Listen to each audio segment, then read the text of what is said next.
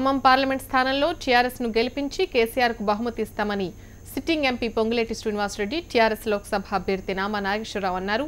క్రమశిక్షణ కలిగిన కార్యకర్తగా పార్టీ మారేది లేదని తెలిపారు. దేవగౌడలాగా కేసీఆర్ కూడా ప్రధానమంత్రి అర్హతలు ఉన్నాయని పొంగులేటి అన్నారు.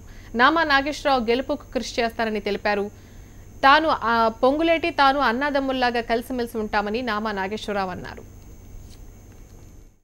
కేసీఆర్ గారి పాలన ఒక పక్కన అభివృద్ధి, రెండో పక్కన సంక్షేమ కార్యక్రమాలు, రెండు కళ్ళ లెక్క ఆయన రెండు విధాలు కూడా అన్ని విధాలు కూడా తెలంగాణని ముందుకు తీసుకుపోతున్నప్పుడు నేను కూడా ప్రజలతో పాటుగా వారితో పాటు నడవాలని నిర్ణయం చేసుకోవటం, చివరి రోజున వారేదైతే చివరి రోజులలో మనకి నాకు ఒక అవకాశం ఇవ్వటం, వారి ఆదేశాల మేరకు మాత్రమే నేను ఇక్కడికి వచ్చాను.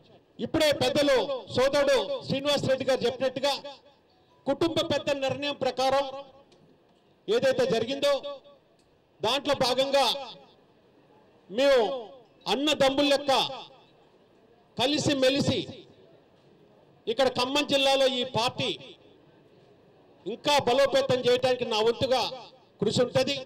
తప్పకుండా కూడా భారీ మెజార్టీతోని వారు చెప్పినట్టుగా ఈ యొక్క సీటుని గెలిపించుకొని కేసీఆర్ గారికి కానుక ఇవ్వాలని అందరూ కార్యకర్తలు, నాయకులు ఏదైతే అనుకుంటున్నారో తప్పకుండా కూడా అది జరిగి తీరాలని